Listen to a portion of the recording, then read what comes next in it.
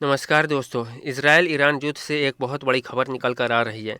खबर ये है कि ईरान ने अमेरिका के एक नहीं, दो नहीं, तीन नहीं बल्कि सात सात मिलिट्री बेसेस पर एक साथ अटैक लॉन्च कर दिया है और इस हमले में अमेरिका को भारी क्षति पहुंचाई है।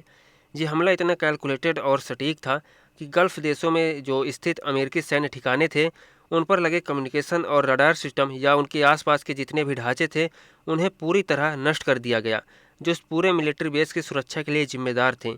ईरान ने गल्फ कंट्रीज में स्थित अमेरिका के सबसे बड़े मिलिट्री बेस को भी नहीं छोड़ा और वहां भी भारी बमबारी करी है और अमेरिकी डिफेंस सिस्टम इसे रोक भी नहीं पाए। आप यहाँ स्क्रीन पर देख सकते हैं कि खबर है कि कतर स्थित अल उदीद एयरबेस पर ईरान ने बहुत बड़ा अटैक लॉन्च कर दिया है, जो इस क्षेत्र में अमेरिका का सबसे बड़ा सैन्य ठिकाना था।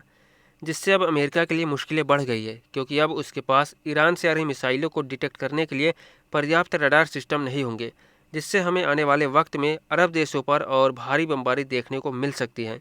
वहीं बात करें तो इस पूरे हमले में रूस की बड़ी भूमिका सामने आई है। रूसी खुफिया जानकारी की मदद से ही ईरान मिडिल ईस्ट में अमेरिका की मुश्किलें बढ़ा रहा है और इस युद्ध के पूरे डायनेमिक्स ही बदल दे रहा है।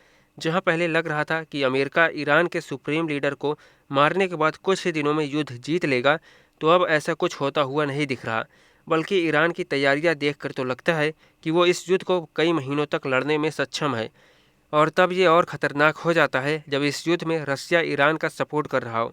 आप सबको पता होगा, ईरान के पास इतने सैटेलाइट नहीं है और ना ही इतनी एडवांस तकनीक कि वो अमेरिका के बेसेस पर सटीक हमला कर सके। इसलिए रूस उसे अमेरिकन मिलिट्री बेसेस की रियल टाइम इंफॉर्मेशन प्रोवाइड कर रहा है, जिससे ईरान अपनी मिसाइलों के माध्यम से अमेरिकन एसेट्स पर सटीक हमले कर पा रहा है। रूस की मदद से ईरान ने बहरीन, कतर, कुवैत, सऊदी अरब और संयुक्त अरब अमीरात में स्थित अमेरिकी सैन्य ठिकानों पर ज़बरदस्त बमबारी करी है। ईरान ने इस बमबारी में पूरे क्षेत्र के कम से कम 7 अमेरिकी सैन्य ठिकानों पर हमला कर उसके कम्युनिकेशन और रडार सिस्टम को खत्म कर दिया है। न्यूयॉर्क टाइम्स की रिपोर्ट के मुताबिक हमलों का मुख्य निशाना सैटेलाइट कम्युनिकेशन टर्मिनल, रडार डोम और अन्य ऐसे उपकरण थे जिन्हें अरब देशों में अमेरिकी सेना के कमांड एंड कंट्रोल नेटवर्क की रीढ़ माना जाता है। सैटेलाइट कम्युनिकेशन टर्मिनल, रडार डोम और कमांड एंड कंट्रोल नेटवर्क पर भारी बमबारी होने से अब अमेरिका की एयरफोर्स, नेवी और ग्राउंड फोर्स की कनेक्टिविटी में प्रॉब्लम होगी, क्योंकि ये सब आपस में सिक्योर सैटेलाइट लिंक के जरिए ही लगातार कांटेक्ट में रहते थे, जिसे ईरान की मिसाइलों ने नष्ट कर दिया है।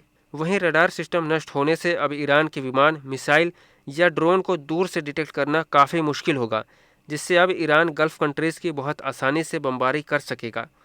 जैसे कि मैंने बताया, इन सब में रूस की बहुत बड़ी भूमिका रही है। ईरान इतनी सटीकता से कई अरब देशों में संवेदनशील अमेरिकी सैन्य ठिकानों को खोज पाया, क्योंकि युद्ध शुरू होने के बाद से ही रूस ईरान को मिडिल ईस्ट में अमेरिकी युद्धपोतों और विमानों की स्थिति सहित अमेरिकी मिलिट्री एसेट्स के बारे में खुफिया जानकारी प्रोवाइड करा रहा था। इसके पीछे रूस का मकसद था अमेरिका से बदला लेना, क्योंकि अमेरिका भी रूस के खिलाफ चल रहे युद्ध में यूक्रेन की मदद कर रहा है। ऐसे में रूस ईरान की मदद करके अमेरिका से बदला लेने की कोशिश कर रहा है। वॉल स्ट्रीट जर्नल की खबर के मुताबिक अगर रूस इसी तरह ईरान को खुफिया जानकारी देता रहा तो आने वाले दिनों में मिडिल ईस्ट में अमेरिकी एसेट्स पर ईरानी हमले और अधिक खतरनाक हो सकते हैं। दुनिया के किसी भी कोने में होने वाली हलचल सिर्फ वहीं तक सीमित नहीं रहती, उसका असर डायरेक्ट या इनडायरेक्ट रूप से हमारे देश भारत पर भी पड़ता है।